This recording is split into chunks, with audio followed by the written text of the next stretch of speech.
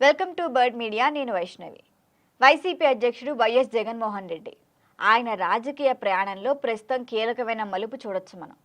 అధికారంలో ఉన్న టైంలోనూ అంతకు ముందులో కూడా వైసీపీలో వన్ మ్యాన్ షో నడిచింది అన్న విమర్శలు బలంగానే వచ్చాయి.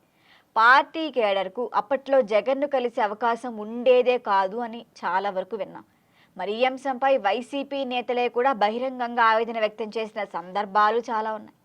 కానీ ఇటీవల జరిగిన ఘోర పరాజయం తర్వాత జగన్లో మార్పు మాత్రం స్పష్టంగా కనిపిస్తుందని మేం చెప్పట్లా పార్టీ వర్గాలే చెబుతున్నాయి. పార్టీని తిరిగి గాడిలో పెట్టాలి, ఎలాగైనా పార్టీని తిరిగి పటిష్టం చేయాలి అనే లక్ష్యంతో కేడర్కు ప్రాధాన్యం ఇస్తున్నారట జగన్. మునిపెన్నడూ లేని విధంగా నేరుగా కార్యకర్తలతోనే మమేకమవుతున్నారని అంటున్నారంతా. తాడేపల్లికి వచ్చిన ప్రతిసారి పార్టీ కార్యాలయంలో నేతలు కార్యకర్తలతో భేటీ అవుతూ వస్తున్నారు.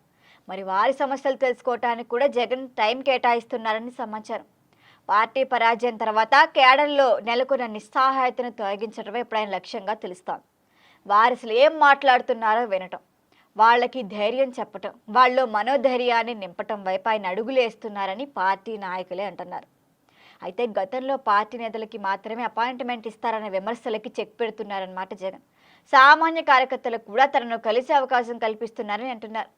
పాపం ఇవన్నీ ముందే చేస్తుంటే పార్టీ గెలిచేదే కదా అని సెటైర్లు కూడా వినిపిస్తున్నాయి.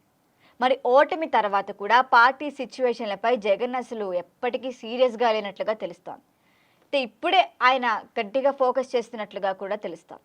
నియోజకవర్గాల సమన్వయకర్తలు, జిల్లా పార్టీ అధ్యక్షులు, పార్లమెంటరీ పార్టీ నేతలతో ఇప్పుడు వరుసగా సమావేశాలు నిర్వహిస్తూ క్షేత్రస్థాయి పరిస్థితులను అడిగి తెలుసుకుంటున్నారట జగన్. అయితే ఇటీవల కాలంలో తనను కలిసేందుకు వచ్చిన కార్యకర్తలతో కూడా ఆయన ప్రత్యేకంగా మాట్లాడి ప్రాంతాల వారీగా పార్టీ ఎదుర్కొంటున్న సమస్యలను, బలహీనతలు ఏంటి అన్న దానిపై నేరుగా అభిప్రాయాలు సేకరిస్తున్నారు. ఒకవేళ అవసరమైతే భవిష్యత్తులో పార్టీ ఎలా ముందుకు వెళ్ళాలి అన్న దానిపై కూడా వ్యూహాలు కూడా రూపొందిస్తున్నట్లుగా తెలుస్తోంది. అయితే ఇప్పటి నేతలు మాత్రం వైసీపీ అధికారంలో ఉన్నప్పుడు కార్యకర్తలను జగన్ కలిసే పరిస్థితి లేదు అన్న విమర్శల్ని ఇప్పటికీ లేవనెత్తున్నారు. మరి ఇప్పుడు వాటికి పూర్తి భిన్నంగా తనను కలవాలనుకున్న వారందరికీ సమయం కేటాయించటమే అందరికీ ఆశ్చర్యాన్ని కలిగిస్తోంది అంటున్నారు. జిల్లాల వారీగా కార్యకర్తలను కలుసుకుంటూ వారితో ఫోటోలు దిగుతూ వారి సమస్యలు అడిగి తెలుసుకోవటం ద్వారా కేడర్తో దూరాన్ని తగ్గించాలి అన్న ప్లాన్గా జగన్ది తెలుస్తోంది. అయితే ఇప్పుడు కూటమి ప్రభుత్వం అధికారంలోకి వచ్చేసింది. దాని తర్వాత వాళ్ళపైన లీగల్గా అరెస్టులు, వాళ్ళకి నోటీసులు ఇవ్వటం, కేసులు, దాడులతో వైసీపీ కేడర్లో ఎంతో కొంత భయం నెలకొందన్న మాట మాత్రం వాస్తవం. మరి దీనికోసమే జగన్ వారిని ప్రధాన లక్ష్యంగా చేసుకున్నారని అంటున్నారు. బెంగళూరు నుంచి ఇప్పుడు తాడేపల్లికి వస్తున్న ప్రతిసారి ఆయన నివాసంలో ఉన్న రోజులు పార్టీ శ్రేణులతో మమేకమయ్యే ప్రయత్నం చేస్తున్నారట.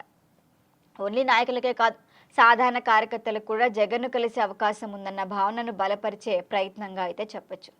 మరి ఇదే టైంలో పార్టీ వ్యవస్థను బలోపేతం చేసే దిశగా కూడా కార్యాచరణ మొదలైంది. అయితే తాజాగా పార్టీ ముఖ్య నేతలతో అంటే సజ్జల రామకృష్ణారెడ్డి టెలికాన్ఫరెన్స్ నిర్వహించారు.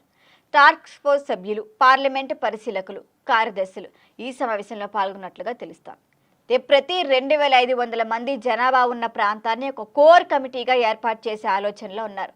మరి దీనికి అనుబంధంగా 7 విభాగాల కమిటీలు నియమించాలని ఆదేశాలు వస్తున్నట్లుగా తెలుస్తోంది.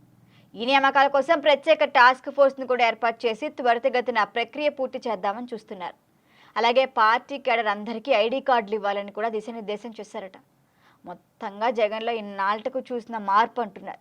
మరి ఆయన చేపడుతున్న చర్యలు వైసీపీ శ్రేణుల్లో కొత్త భరోసా నింపుతున్నాయి అన్న అభిప్రాయం ఉన్నా కూడా నెగిటివ్ ఇంపాక్ట్ కూడా ఎక్కువ కనిపిస్తోంది. అయితే ఈ కొత్త కార్యాచరణ అసలు ఎంతవరకు పనిచేస్తుంది, తిరిగి అసలు ట్రాక్లోకి తీసుకొస్తుందా, కేడర్లో కూడా ఎంతవరకు ఆశాజనకంగా ఉంటుంది అనేది కాలమే తేల్చాల్సి ఉంటుంది. మరి మీరేమంటారు? మీ ఒపీనియన్ని కామెంట్ చేయండి. చూస్తూనే ఉండండి బర్డ్ మీడియా.